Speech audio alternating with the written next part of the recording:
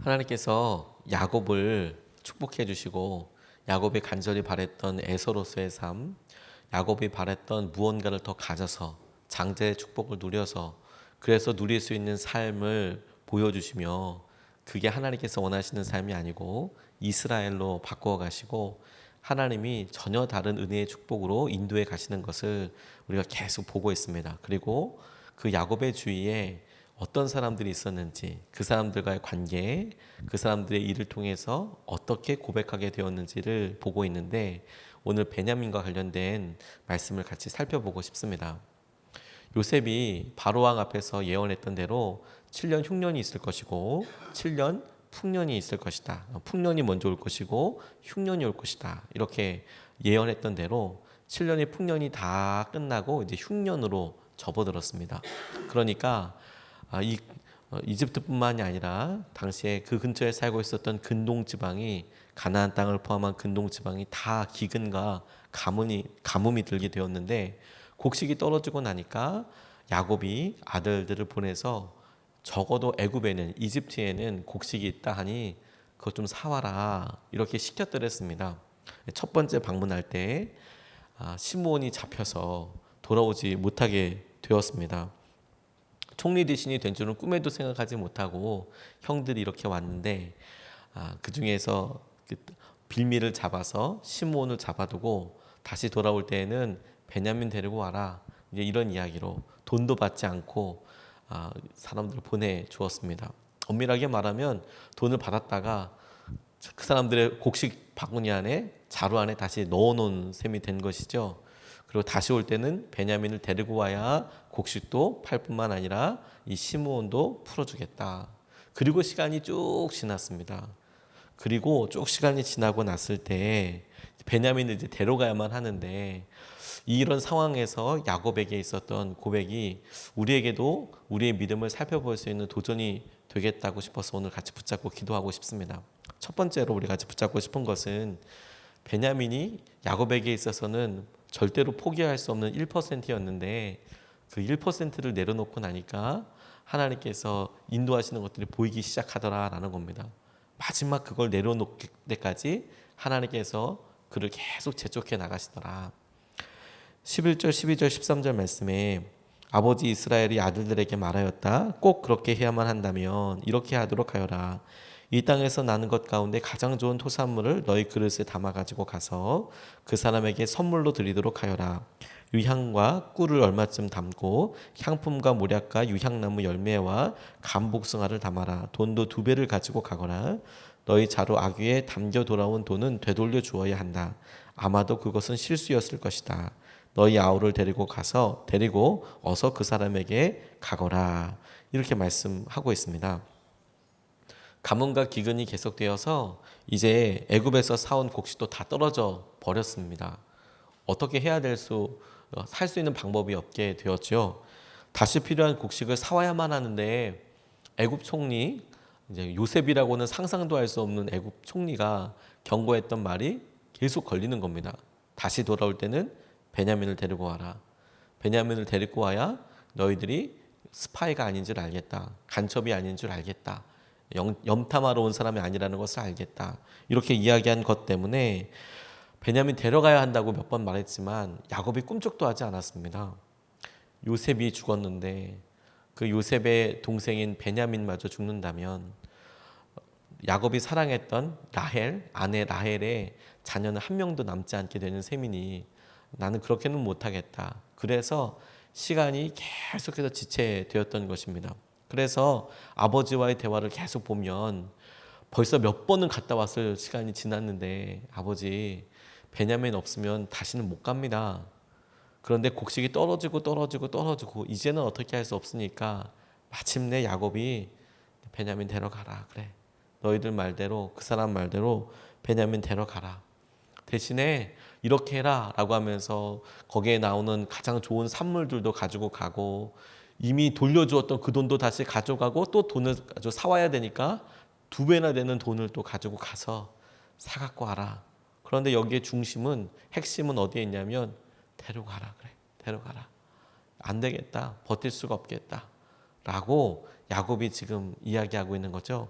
그의 삶에 내가 내 생명이 다하더라도 절대로 내려놓을 수 없을 것 같았던 그 베냐민 내려놓는 일까지 하나님께서 계속해서 마음을 다루시고 이끌어 가시더라고요. 희한합니다. 하나님께서는 우리가 가지고 있는 전부에 관심이 있으신 게 아니에요. 우리의 모든 것에 관심이 있으시다기보다는 우리가 절대로 포기하지 못하는 그 하나, 100의 하나, 1% 그거에 관심이 그렇게 많으세요. 왜? 거기에 우리의 욕심과 거기에 우리의 마음에 하나님 앞에 드리지 못하는 자아, 중심이 다 거기에 있거든요. 그거 하나 못 내려놓고 있으면 하나님께서는 어느 것에서든지 하나님이 되실 수 없다고 생각하시는 것 같습니다. 그래서 우리가 보통 믿음 생활할 때 이렇게 보면 주위에 아주 참 본받을 만큼 참 대단하신 분들이 많이 계셨는데, 근데 그분과 오래 신앙생활 하다 보면 그분이 시간에 대해서도 이미 주님께 넘고, 재정에 대해서도 이미 주님께 넘고, 뭐 자녀에 대해서도 이미 이렇게 넘고, 그런데 어떤 분은 건강 때문에 그거 건강 절대로 내려놓는 것까지 하나님께서 이끌어 가시기도 하고, 또 어떤 분은 다른 건 다 되는데 재정적인 것을 하나님 앞에 내려놓는 게 너무 죽을 것 같이 힘든 분들도 계시고, 그런데 그게 쉽다고 결코 얘기할 수는 없죠. 다 상황이 다르니까. 그런데 하나님이 희한하게도 내가 죽어도 못 나요 라고 생각하는 그것을 다루시면서 우리가 정말로 하나님을 향한 마음이 어떤지 그걸 우리가 스스로 점검하게 하시는 것 같아요. 그리고 그걸 놓을 때까지 하나님께서 함께 하시더라. 어떤 여행을 굉장히 좋아하는 아티스트가 요트 여행을 하면서 있었던 일을 이렇게 적어놨습니다. 참 흥미롭게 읽었는데, 이분이 계속 며칠간 움직이면서 여행을 하는데 크로아티아라는 곳에서 이탈리아까지 여행을 이렇게 했답니다. 추울 때 차가운 바람으로 있는데, 근데 이게 크로아티아라는 곳에서 이탈리아까지 그냥 내륙으로 이렇게 이동해도 꽤 먼 거리가 될 텐데 요트로 이동을 한 거예요. 요트로. 그러니까 바깥으로 삥 돌아서 이렇게 요트로 이동을 한 거죠. 참 요트라는 것이 저도 잘 몰랐는데 동력으로 이렇게 움직이는 것보다 바람으로 이렇게 움직인대요. 그래서 그 안에 시설이 뭐 별의별 게 다 있다고 하더라도 그래도 여전히 움직이는 주요 동력이 바람이기 때문에 바람이 없으면 꼼짝도 못 하더랍니다. 하지만 생각할 때 낭만이 있을 거라고 생각을 했나 봐요, 이분이. 아, 요트, 야, 그거 하얀 요트를 타고 이렇게 하면 그 여행 참 멋있겠다 이런 생각을 했는데 막상 현실과는 너무 다르더래요. 일도 너무 많고 그 안에서 계속 움직이고 해야 되고 이게 너무 힘들더래요. 그런데 결정적으로 요트가 큰 배가 아니지 않습니까? 태풍을 만나고 나니까 다 내려놓게 내더래요. 다 내려놓게. 아니 죽는구나. 안 되는 거구나. 어떻게 하려고 하더라도 태풍 앞에서는 진짜 아무것도 안 되더랍니다. 아무리 현대식으로 이 요트를 튼튼하게 잘 지었고 뭐 여러 안전 장비들 시설들이 잘 갖춰져 있는데 뭐 태풍 앞에 있으니까 진짜 뭐 아무런 의지도 안 되고 그냥 딱 죽겠구나 이런 생각이 들면서 다 내려놓게 됐는데, 그러니까 깨닫게 된 것이 있더래요. 근데 그게 되게 의외예요. 내가 바다에 있구나 이걸 알았대요. 바다에 있는지 몰랐나요 그러면? 근데 그게 아니라 내가 진짜 바다에 있는 거구나. 바다에서 내가 죽을 수도 있는 거구나. 그걸 거기서 알게 되셨대요. 그러고 나니까 딱 소원 한 가지가 뭐냐면 바람이 없어졌으면 좋겠다 이런 생각을 했대요. 태풍 때문에 죽으니까 바람만 없으면 살겠다. 그런데 태풍이 지나고 나니까 간신히 버텨서 살아나니까 정말 충격적이라도 무풍 시간이 있더랍니다. 만나게 됐더랍니다. 태풍이 지나가고 난 다음에 바람이 없는 무풍 시간이 있는데 그냥 자기는 그냥 바람이 잠시 그치는 거라고만 생각을 했대요. 그게 아니고 하루 이틀이 아니라 몇 날 며칠이 바람이 불지 않더랍니다. 바다 한가운데 바람이 아예 불지 않더래요. 그런 거는 상상도 못 해봤답니다. 진짜 바람이 아무것도 불지 않는 거예요. 그러니까 요트가 움직이지도 않고 바다 가운데 한가운데 있으니까 야, 이것도 여기서 말려 죽는구나. 여기서 끝나는 거. 태풍도 무섭지만 바람이 없는 건 더 무섭는 거구나. 이거 그냥 완전히 희망 없이 언제 바람에 불지 모르니까 망망대해 한가운데에 그냥 그대로 죽어가는 거예요. 그러면서 야, 요트가 파도와 바람이 있어야만 앞으로 나갈 수 있는 거구나. 그리고 밤이 되니까 하늘보다 바다가 더 어둡고 무섭더라. 하늘에는 별이라도 있는데 바다는 더 그렇게 무섭더라. 그게 내가 있는 바다였다. 그걸 다 내려놓고 노니까 그때서야 보이더라라는 거죠. 우리 삶에도 여러분 다 내려놓고 나야 보이는 무언가가 있어요. 우리가 이거 붙잡으면 죽을 것 같지만 그거 내려놓고 나야 정말로 할 수 있는 일들이 보이게 되거든요. 그런데 희한한 것은 그걸 붙잡고 있다고 해서 우리가 또 계속 유지할 수 있는 것도 아닙니다. 하나님 앞에 다 드리게 되는 것, 그걸 내려놓고 하나님 앞에 의지하게 되는 것, 이게 정말 중요한 것이라는 생각이 들었어요. 야곱이 바로 그렇습니다. 그가 그렇게 베냐민 내려놓고 나니까 비로소 하나님을 찾게 돼요. 14절 말씀에 너희들이 그 사람 앞에 설 때에 전능하신 하나님이 그 사람을 감동시키셔서 너희에게 자비를 베풀게 해주시기를 빌 뿐이다. 그가 거기에 남아있는 아이와 베냐민도 너희와 함께 돌려보내준다면 더 바랄 것이 없겠다. 자식들을 잃게 되면 잃는 것이지 난들 어떻게 하겠느냐. 이게 야곱의 말입니다. 그런데 제가 흥미롭게 본 것은 그가 베냐민 데려가라 그래. 베냐민 데려가라. 그리고 나서 떠나는 아들들에게 하는 말 중에 주님께 바랄 뿐이다. 내가 이제 주님께서 하실 일만 있겠구나. 전능하신 하나님이 그 사람을 감동시켜 주셨으면 좋겠다. 지금 야곱의 아들들은 지금 이렇게 어려움을 준 총리 대신이 요셉이라는 것은 꿈도 못 꾸고 있어요. 왜 이렇게 그 사람이 우리를 힘들게 한다냐. 근데 그 사람을 하나님께서 감동시키기를 원한다. 하나님께서 너의 여정과 우리의 삶에 간섭해 주기를 원한다. 그래서 무사히 돌아오게 되기를 원한다. 이 짧은 구절이 야곱에게 있어서는 간절한 바람이기도 하고 마침내 그의 시선이 어떻게 바뀌었는지를 보여주는 굉장히 중요한 통로라고 생각이 들었어요. 1%를 내려놓고 나니까 마지막 내려놓을 수 없는 것 그거 내려놓고 나니까 그러니까 비로소 그가 하나님을 찾게 돼요. 비로소 하나님을 의지하게 되더라고요. 이게 놀라운 거죠. 하나님을 비로소 의지하게 되는 데까지 하나님께서는 그를 흔들고 붙잡고 이끌어 가세요. 야곱의 삶에서 이런 일은 한두 번이 아니었습니다. 그가 에서를 찾아왔을 때 야복 나루에 있을 때 앞에 자기가 의지하던 재산, 자기가 사랑했던 가족들 자기보다 다 먼저 야복 나루에서 건너보내고 자기 혼자 남았을 때 요셉에게 남아있는 것은 무엇이냐면 그의 건강, 그의 몸 하나였어요. 돈도 가족도 다 미리 보냈지만 무슨 일 있으면 자기는 도망가면 되겠다. 이런 생각하고 있었던 거죠. 실제로 자기가 자기 외삼촌 라반의 집 파다나람으로 갈 때에도 뭐 재물 가져간 거 아니었거든요. 혈혈단신 자기 몸 하나 건강해서 갔더니 이렇게 많은 때를 이루어서 축복받고 오게 됐는데 그거 다 보내고 나서 몸 하나 남았는데 하나님께서는 그 몸을 꺾어버리셨어요. 그 몸을 쳐서 그가 다리를 절게 되면 하나님께서는 오히려 그를 축복해 주시고 이스라엘이라는 이름을 주셨잖아요. 우리가 하나님 없어도 은근 의지하고 있는 그거 하나님께서 탁 치고 나면 그때는 정말 하나님만 의지하게 되는 거죠. 하나님을 정말 바라보게 되는 겁니다. 그러니 우리의 믿음의 중심이 하나님께서 뭘 원하시는지를 보고 그리고 하나님께서 원하시는 그 결론을 따라서 우리가 마음을 쓰고 믿음을 써야겠다는 생각이 들었어요.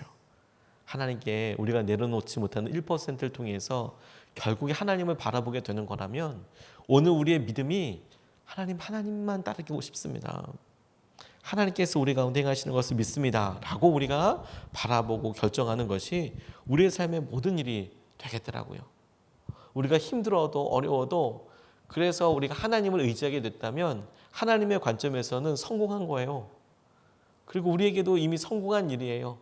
우리가 그래서 하나님을 바라보게 됐다면 우리가 그래서 하나님을 의지하게 됐다면 하나님께서는 우리와 하실 수 없는 이야기를 나누기 시작하게 되신 거고 우리가 하나님 앞에 바랄 수 없는 믿음을 바라게 된 거고 하나님께서 우리에게 경험할 수 없는 그 너머를 경험할 수 있도록 인도하여 주신다라는 통로가 될 거거든요.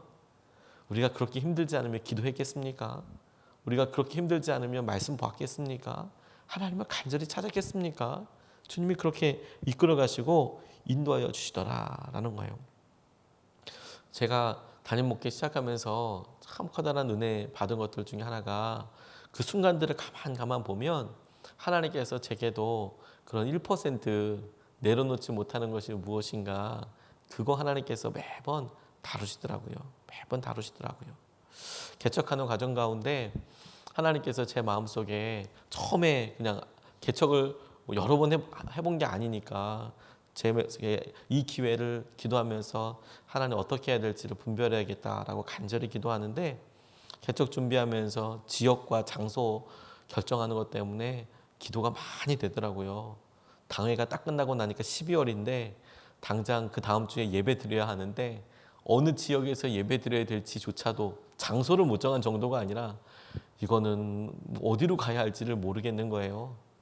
그래서 여러 같이 기도하는 우리 파송 선교사분들과 또 개척위원회 분들과 기도하는데 그분이 너무 정말 진심으로 섬겨주시고 장소들도 알아봐 주시고, 목사님 같이 가보시죠 하면서 여러 군데를 다녀봤어요. 좋더라고요. 장소는 참 좋더라고요.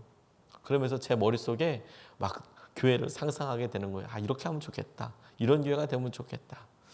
그런데 그런 현실적인 상황들이 다 하나씩 세웠다가 부서지고 세웠다가 부서지고, 하룻밤에도 진짜 몇십 개씩 교회가 모습을 세워뒀다가 부서지고 세워뒀다가 부서지고 그렇게 되더라고요.